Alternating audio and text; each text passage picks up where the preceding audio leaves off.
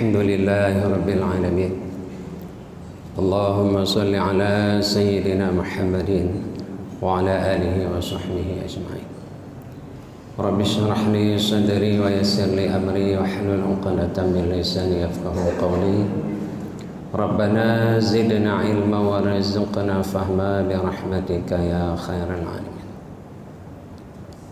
Bapak-bapak, tengku-tengku jamaah salat maghrib dan jamaah pengajian ba'da maghrib yang dirahmati Allah Subhanahu wa ta'ala. Malam ini coba kita mengkaji tentang sifat taqwa, di mana beberapa minggu yang lalu kita telah mengkaji tentang sombong atau takabur. Malam ini kita coba melihat sifat takwa. Takwa secara bahasa takut.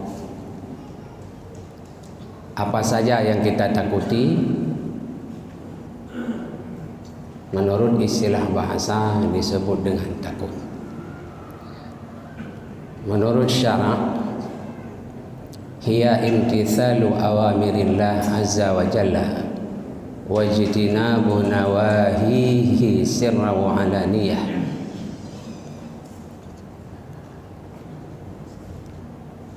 Taqwa secara istilah yaitu menjunjung tinggi segala perintah Allah Subhanahu wa ta'ala dan menjauhi segala larangan Allah Subhanahu wa ta'ala, baik ketika kita sendiri maupun ketika kita di hadapan orang banyak. Itulah takwa. Apa saja yang Allah perintah kita kerjakan, apa saja yang Allah tegah ataupun larang kita tinggalkan. Kita kerjakan salat tidak mesti di hadapan orang banyak, tapi ketika kita sendiri, tatkala perintah salat itu datang, kita juga melaksanakannya. Demikian juga kita meninggalkan segala dosa, baik ketika kita sendiri ataupun di hadapan orang banyak. Dosa itu tetap tidak kita kerjakan. Saya getam, apa saja yang dilarang oleh Allah kita tidak akan mengerjakannya. Walaupun sendiri kita di dalam kamar, itu disebut dengan takwa.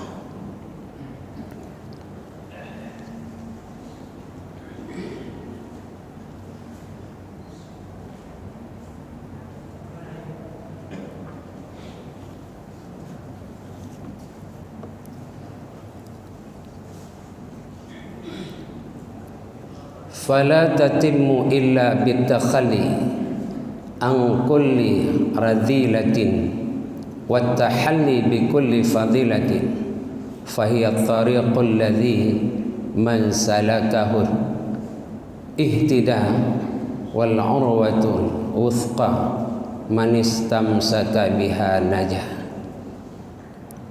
Taqwa itu ibarat satu jalan. Seseorang yang menempuh jalan itu, maka Allah akan memberikan petunjuk kepadanya. Orang yang menempuh jalan takwa di dalam hidupnya akan mendapatkan petunjuk di sisi Allah Subhanahu wa ta'ala.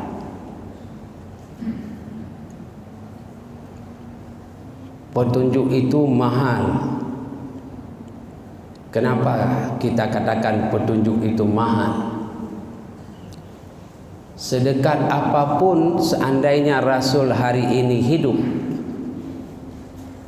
orang itu paling dekat dengan Rasul, Tapi kalau tidak ada petunjuk dari Allah, maka dia tidak akan pernah mengakui kerasulan daripada Rasul itu.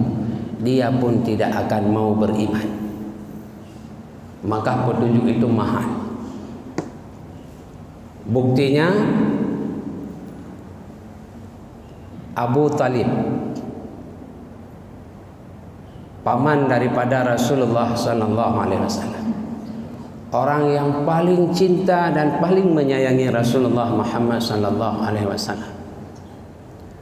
Sehelai bulu runtuh di tubuh Rasulullah, maka dia akan membunuh orang tersebut. Tapi na'udzubillah, ketika dia mati menghadap Allah, Rasulullah berkali-kali menangis meminta kepadanya agar mengucapkan asyhadu an la ilaha illallah wa asyhadu anna Muhammadar Rasulullah. Sampai akhir hayatnya dia mati dalam keadaan kafir, tidak beriman kepada Allah. Kenapa? Allah mengatakan kepada Rasulullah pada waktu itu, ya Muhammad, tugasmu hanya mengajak manusia, tugasmu berdakwah, mengatakan kepada manusia yang ini benar, yang ini salah. Tugasmu hanya mencegah manusia untuk tidak melakukan kemungkaran dan kemaksiatan. Tapi menyangkut dengan hidayah, itu bukan wilayah kamu, wilayah aku, kata Allah. Maka Abu Talib mati dalam keadaan tidak beriman, sekalipun Rasulullah itu adalah keponakannya.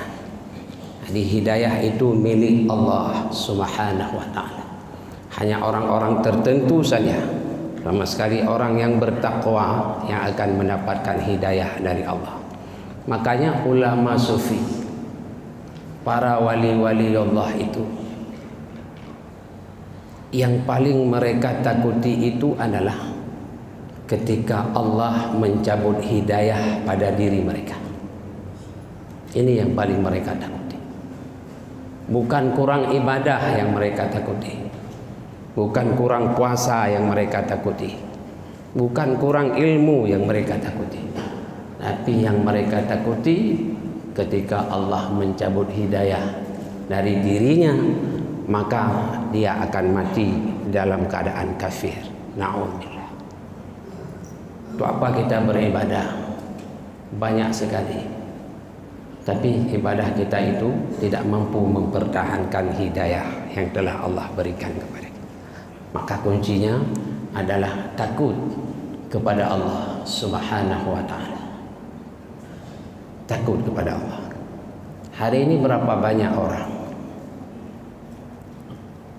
yang bisa kita hitung dengan jari yang takut hanya kepada Allah. Bahkan dalam kehidupan kita lihat banyak suami yang takut kepada istri ketimbang takut kepada Allah. Banyak pekerja yang takut kepada pimpinan daripada takut kepada Allah Subhanahu wa ta'ala. Banyak orang tua yang takut kepada anaknya daripada takut kepada Allah Subhanahu wa ta'ala. Buktinya apa? Ketika istrinya melakukan kemungkaran, melakukan kemaksiatan, pakai pakaian yang menampakkan aurat, berhias diri yang diharamkan di dalam agama, suami hanya mampu diam dan melihat, tidak mampu mencegahnya.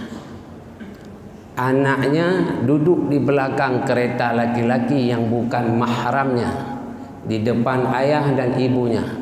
Si ayah dan ibu merelakan anaknya pergi, silakan, tanpa ada larangan apa-apa. Ini adalah bukti di dalam kehidupan kita.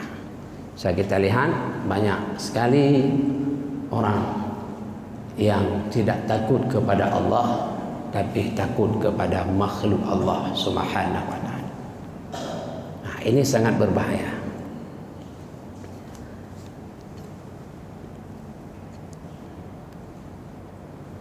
Bermula takwa itu ibarat seuntai tali yang kokoh.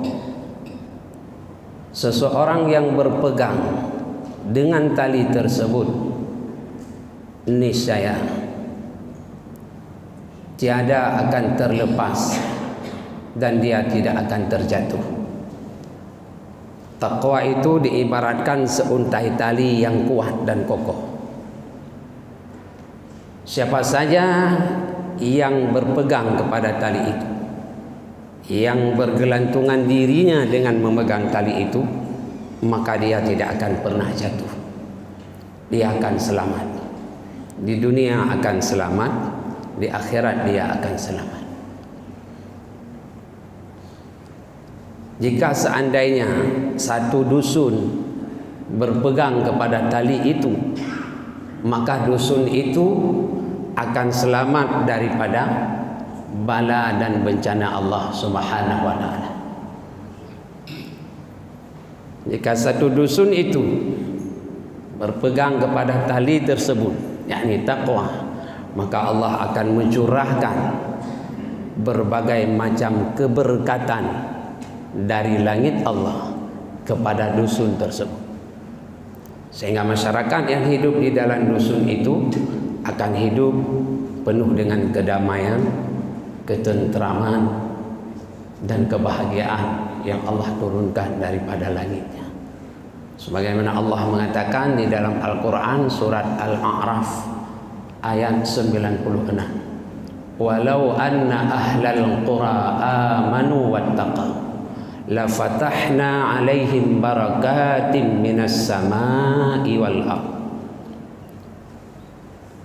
Seandainya penduduk suatu negeri, penduduk suatu dusun beriman dan bertakwa, kata Allah, la fatahna alaihim barakatim minas samai wal ardh, sungguh akan kami bukakan pintu keberkatan dari langit kami, dari bumi kami kepada penduduk tersebut.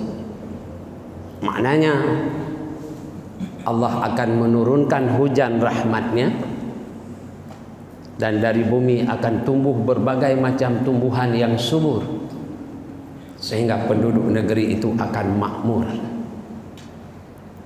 Tapi kata Allah di ujung ayatnya, walakin kadzabu, tetapi mereka mendustakan ayat-ayat kami.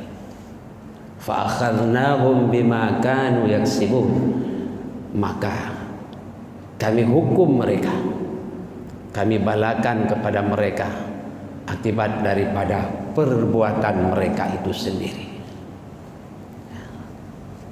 Takwa, ingin bahagia, dusun kita ingin aman, damai, penuh dengan rahmat Allah, maka satu dusun itu mesti beriman dan bertakwa kepada Allah Subhanahu wa taala.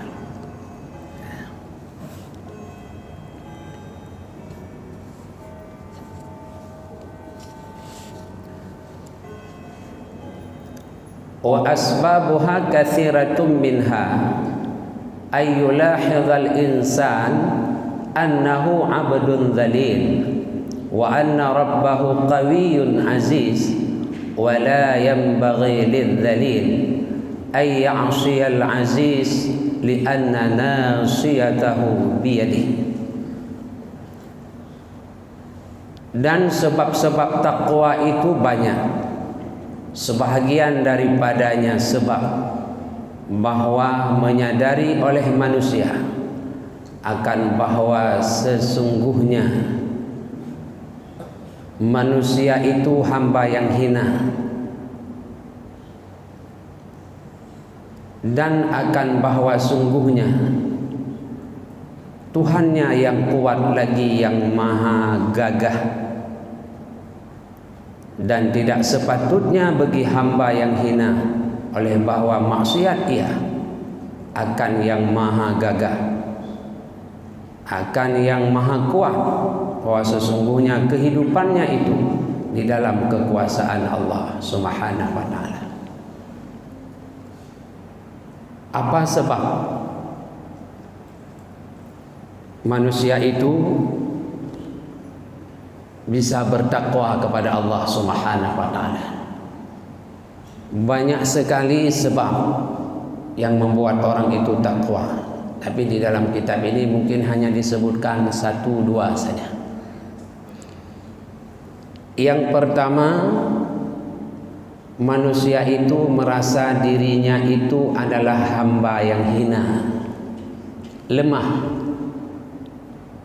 Allah yang maha kuasa dan maha gagah, sehingga dia menyadari bahwasanya hamba yang lemah, hamba yang hina tidak patut dan tidak layak dia bermaksiat kepada Tuhannya, di mana bahwasanya kehidupannya itu berada di dalam genggaman Allah Subhanahu wa ta'ala. Kemanapun kita pergi, dimanapun kita berada, di tempat apapun kita duduk, sekalipun di dalam lapisan bumi Allah yang ketujuh, manusia tidak bisa melihat kita, manusia tidak tahu apa yang kita kerjakan di dalam lapisan bumi Allah itu. Tapi ingat, Allah tahu, Allah melihat, dan kehidupan kita di dalam genggamannya. Tidak bisa kita berkilah dengan Allah apapun yang kita kerjakan. Tadi kita salat maghrib, apa yang terlintas di dalam hati kita ketika kita salat, Allah tahu. Malam ini kita berkumpul setelah salat maghrib, duduk mengikuti pengajian. Baik dan jahatnya, baik dan tidak baiknya, ikhlas dan tidak ikhlasnya niat kita semua duduk di sini, Allah tahu. Kehidupan kita di dalam genggamannya. Kapan saja kehidupan itu ingin dia ambil kembali, maka tidak ada seorang manusia pun, sehebat apapun manusia itu, mampu untuk mencegah Allah agar kehidupan itu tidak diambil kembali. Tidak ada. Kehidupan yang Allah beri, kekuatan Allah berikan kepada kita. Kadang-kadang sedang kita duduk, kekuatan itu Allah ambil. Dia mau mengambilnya, terserah penyebab itu semua. Sedang kita duduk enak bicara, tiba-tiba darah tinggi datang, kita stroke, tidak punya lagi kekuatan, Allah mengambilnya. Tangan tidak mampu kita gerakkan lagi, lidah tidak mampu kita bertutur lagi, mata hanya mampu berkedip-kedip, pikiran sudah tidak sempurna lagi, kita hanya tidur di atas tempat tidur. Semua harus dibantu oleh anak dan keluarga. Itu sebagai bukti kapan Allah mau mengambilnya, tidak ada manusia yang mampu mencegahnya. Kehidupan kita berada di dalam kekuasaan Allah. Maka sering sekali manusia itu penyesalan timbul di kemudian hari. Kapan penyesalan itu timbul? Ketika yang ada pada dirinya itu tidak ada lagi bersamanya. Waktu itu baru menyesal. Orang tua kita waktu dia masih berada dengan kita sering tidak open mereka, tidak punya waktu untuk duduk berbicara dengan mereka. Istri ketika masih bersama dengan kita sering tidak mau membantu dia, walaupun yang dikerjakan itu tugas kita.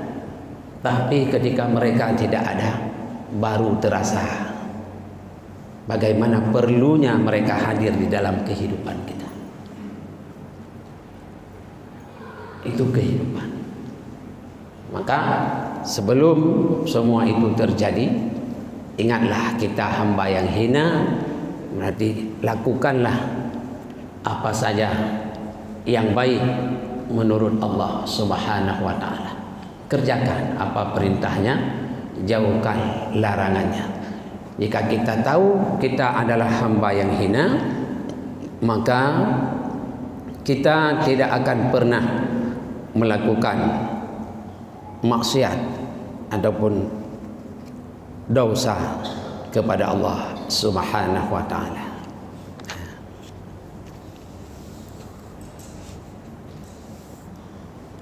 Wa minha ay yatadhakkara ihsan Allah ilaihi fi jami'il ahwali wa man kana kadzalika la yanbaghi an tujhada ni'matuh. Sebab-sebab orang takwa yang kedua adalah mengingat ia seseorang akan kebaikan Allah Subhanahu wa taala kepadanya pada setiap waktu. Dan orang yang ingat kepada kebaikan Allah Subhanahu wa taala di setiap waktu itu, maka tidak sepatutnya oleh bahwa diingkarkan apa nikmat Allah itu. Yang kedua, ingatlah kebaikan Allah setiap hari, setiap waktu, setiap saat yang Allah berikan kepada kita, sehingga kita tidak akan pernah mengingkari nikmat Allah yang diberikan kepada kita. Allah berikan kepada kita waktu yang lapang, maka manfaatkanlah waktu yang senggang itu untuk beribadah kepada Allah Subhanahu wa taala sebelum datang masa kesibukan kita. Manfaatkan waktu itu. Allah berikan nikmat sehat, manfaatkan kesehatan itu untuk meraih ridha Allah Subhanahu wa taala sebelum datang masa sakit. Kita tidur di ruang ICU, tidak bisa berbicara, tapi telinga mampu mendengar suara azan, mata mengeluarkan tetesan-tetesan air penyesalan. Kenapa? Ketika Allah beri sehat dulu saya tidak mendengarkan panggilan muadzin. Kenapa ketika Allah berikan sehat saya tidak mau bersegera untuk menghadapnya, berjumpa dengannya, berbicara di hadapannya, mencurahkan seluruh keinginan dan penyesalan di hadapannya. Tapi hari ini tertidur, tidak bisa ngomong, hanya telinga yang mampu mendengar suara azan dari sayup-sayup jeruji jendela, tapi kita tidak mampu bergerak lagi. Kebaikan-kebaikan yang Allah berikan itu manfaatkan semaksimal mungkin untuk mendekatkan diri kepada Allah Subhanahu wa taala. Manfaatkan. Jangan biarkan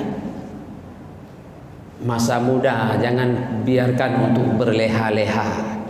Justru masa mudalah masa yang kuat untuk beribadah kepada Allah. Orang sudah tua beribadah wajar, sudah tua. Tapi anak muda yang beribadah, ini yang luar biasa. Luar biasa anak muda beribadah, lebih-lebih zaman ini. Jadi manfaatkan. Karena Allah berikan kekuasaan bukan berarti Allah memuliakan kita, belum tentu. Punya kekuasaan yang tinggi, kita seorang pejabat yang hebat, kita seorang presiden, apakah dengan jabatan itu mulia di sisi Allah? Belum tentu. Kekuasaan tidak mampu menjamin kemuliaan seseorang. Allah berikan kaya, kekayaan itu tidak mampu membuat kita hidup mulia. Bisa jadi dengan kekayaan membuat hidup kita hina dina di hadapan Allah. Ilmu pengetahuan pun tidak mampu membuat manusia itu mulia. Tidak mampu. Allah mengatakan dalam Al-Quran, ya ayyuhan nas, wahai manusia, inna khalaqnakum min dzakari wa untha, aku ciptakan kalian daripada seorang lelaki yakni Adam dan seorang perempuan yaitu Hawa. Wa ja'alnakum syu'uban wa qabaila lita'arafu, dan aku jadikan kalian bersuku-suku dan berbangsa-bangsa. Lita'arafu, untuk apa? Apakah kalian untuk bermusuhan? Untuk saling membangga-banggakan diri? Tidak, kata Allah, lita'arafu, agar kalian saling mengenal, saling kasih dan sayang, saling tutup menutupi di mana ada kekurangan. Inna akramakum indallahi atqakum. Tapi ingat, sesungguhnya mereka yang mulia di sisiku, kata Allah, yakni mereka yang hanya takut kepadaku, kata Allah Subhanahu. Bukan orang kaya yang mulia pada Allah, bukan seorang raja yang mulia. Kalau seorang raja yang mulia, sungguh patut sekali hari ini Fir'aun lebih mulia daripada raja-raja hari ini. Kalau seandainya orang kaya itu yang mulia di sisi Allah, maka Qarun lebih layak mulia di hadapan Allah Subhanahu wa taala. Tapi seluruh harta dan dirinya ditelan oleh bumi Allah Subhanahu wa taala.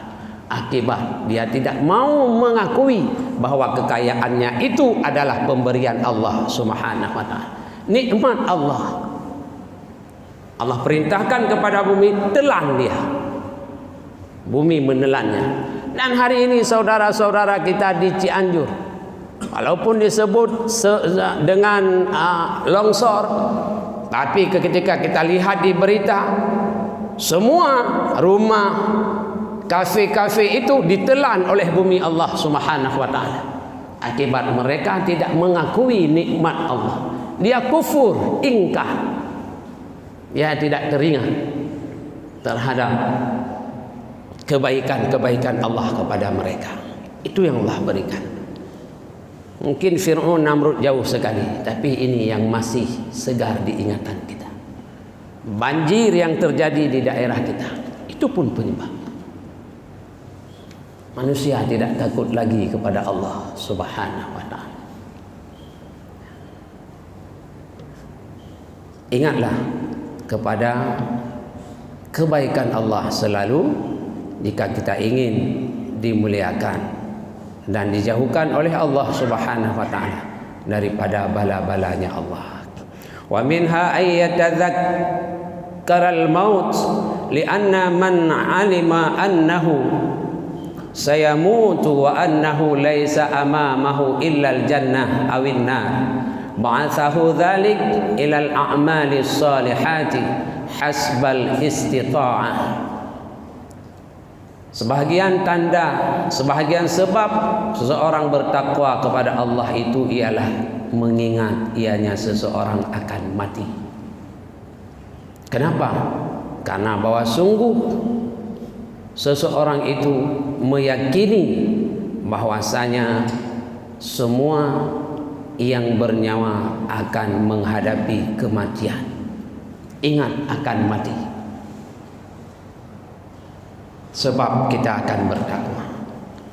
Coba hitung berapa orang manusia di dunia ini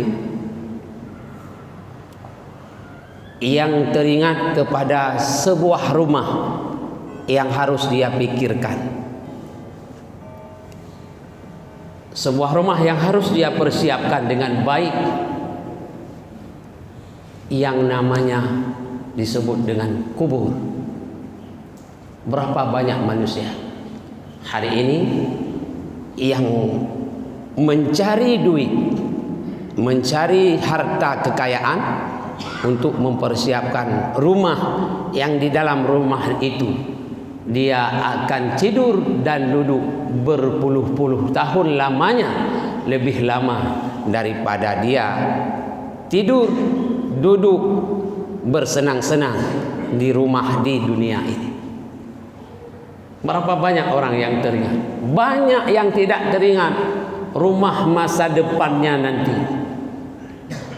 Kan hari ini kita berusaha mencari harta banyak-banyak siang dan malam, banting tulang. Kadang-kadang kita tinggalkan ibadah kepada Allah Subhanahu wa taala, ataupun kita sepelekan ibadah kepada Allah. Allah masih panjang waktu zuhur, sebelum masuk waktu asar masih bisa salat zuhur. Sibuk cari duit, ingin membangun rumah yang mewah. Kita panggil konsultan untuk membuat bentuk rumah yang indah, membuat gambar rumah. Kita suruh hitung berapa biaya lebihnya, kita desain, kita awasi sendiri, semua kita jaga sendiri. Tapi pernahkah kita teringat ketika mati kita, Rumah yang dengan berpuluh-puluh tahun kita berusaha membangunnya dengan baik, tapi ketika kita mati tidak ada sejengkal tanah pun di atas rumah itu yang kita usahakan ketika hidup kita yang mampu diberikan untuk menerima jenazah kita. Tidak ada. Teringatkah kita kepada rumah yang namanya kubur? Di sana kita akan tidur dan duduk dan mempertanggungjawabkan semuanya. Teringatkah kita? Tidakkah kita ingin bahagia, menikmati kemewahan, keindahan, harum baunya surga Allah Subhanahu wa taala di rumah yang kita akan tidur sendiri ketika kita mati? Sementara anak, harta, kekayaan mereka hanya sebatas di pinggir kubur itu saja. Setelah tubuh kita ditimbun dengan tanah, mereka pulang. Seluruh harta yang kita tinggalkan, rumah yang mewah akan dibagi-bagikan. Kalaulah mereka teringat kepada Allah, kalaulah mereka mau memperhatikan kita, uang itu akan diambil, diwakafkan kepada pesantren, diwakafkan untuk pembangunan masjid. Dia niat untuk kita di alam barzah. Kalau demikian sungguh baik. Tapi hari ini banyak anak dan istri ataupun suami lupa kepada ayahnya yang telah kembali kepada Allah. Tidak. Istri yang dulu menyayangi kita ketika kita menjadi mayat. Seandainya Pak Imam mengatakan kepada istri kita, jangan kita kubur dulu mayat ini, besok kita kubur. Biarkan dia tidur, menemani tidur malam Anda yang terakhir kali. Tidak ada istri yang mau.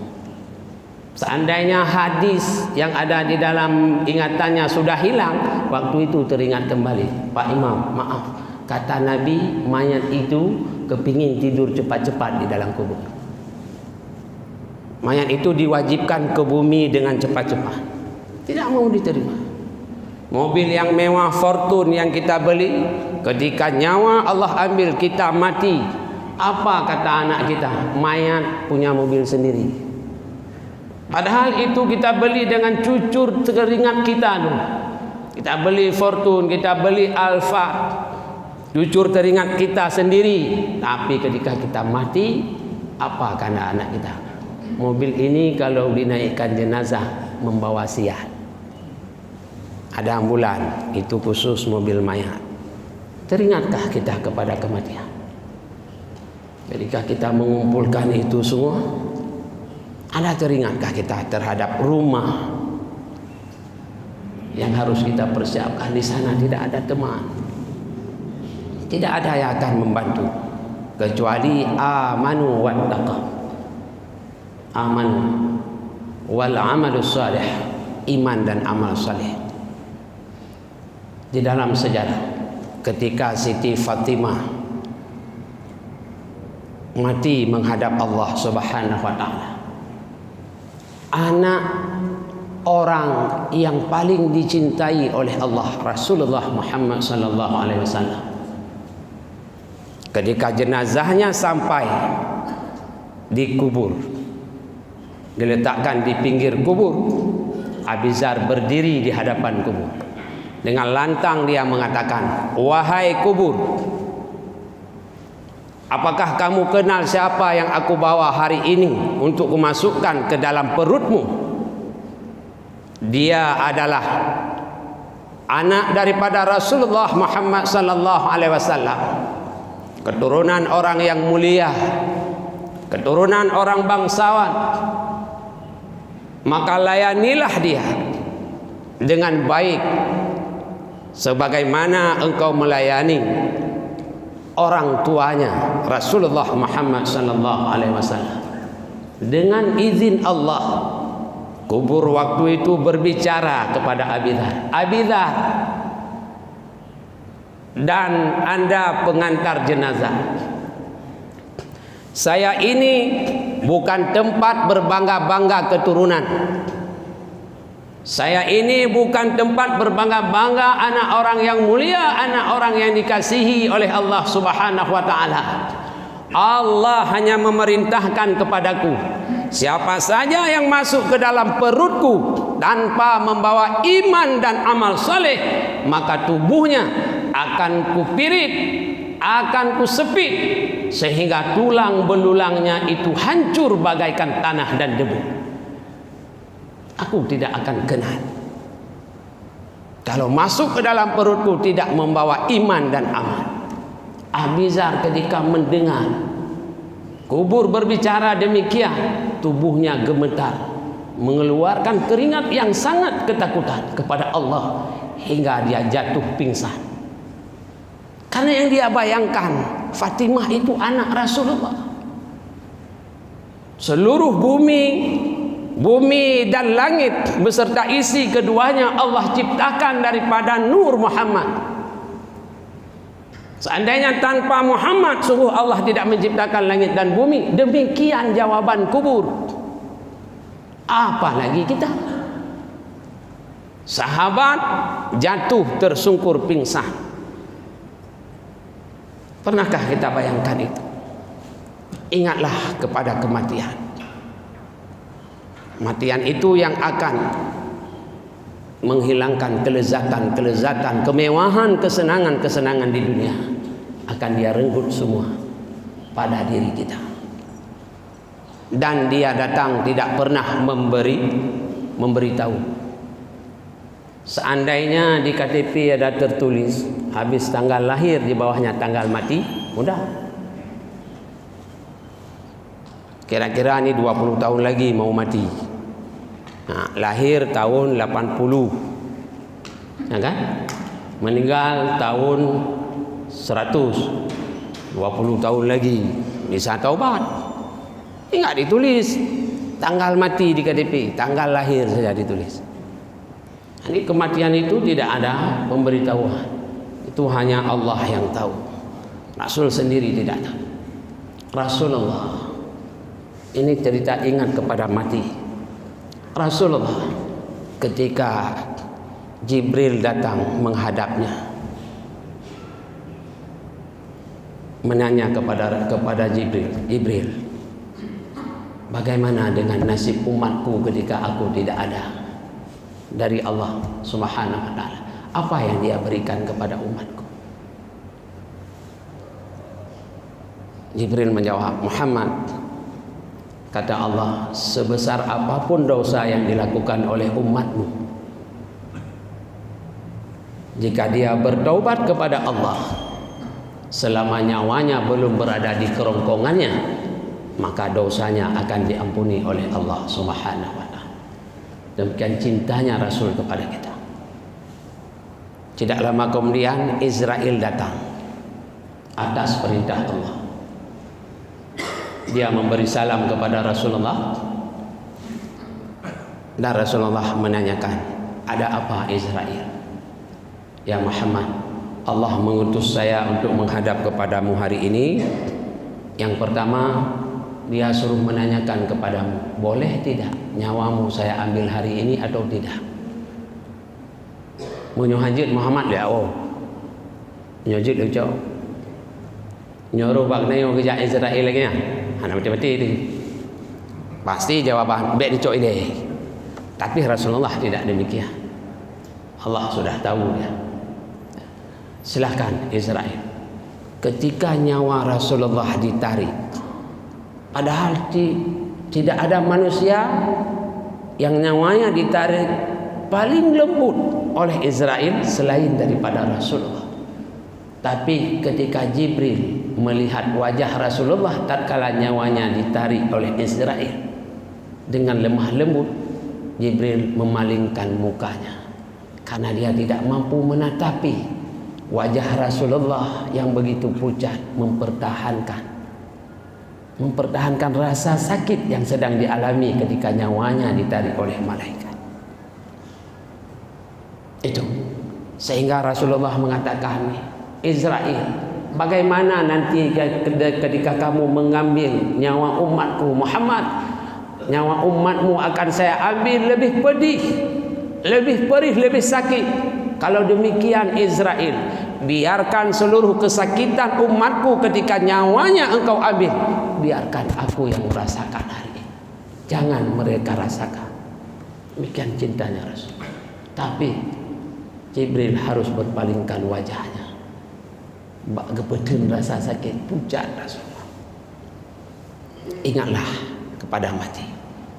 Jangan lupa kita semua mengingat mati, supaya hati kita terus takut kepada Allah, terus bertakwa kepada Allah, hingga kita berupaya semampu kita mungkin untuk menghindar daripada kemaksiatan, dan kita semampu mungkin kita terus meraih ridha Allah dengan amal-amal saleh yang Allah perintahkan kepada kita untuk kita lakukan di dalam kehidupan kita.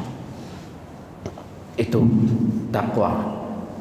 Sebab seseorang itu takwa, ingat akan mati. Rasulullah bersabda, "Aktsiru min dzikri hadzimil ladzati al-mauta." Perbanyak olehmu daripada mengingat yang memisahkan kelezatan-kelezatan, yang menghancurkan kelezatan-kelezatan di dalam hidupmu, yaitu mati. Maka ingatlah kepada mati. Semoga kita selalu berada di dalam hidayah Allah dan kita selalu bertakwa kepada Allah Subhanahu wa taala. Lebih dan kurang mengingat waktu salat sudah tiba, saya mohon maaf. Saya akhiri dengan wallahu a'lam bissawab. Billahi taufiq wal hidayah. Assalamualaikum warahmatullahi wabarakatuh.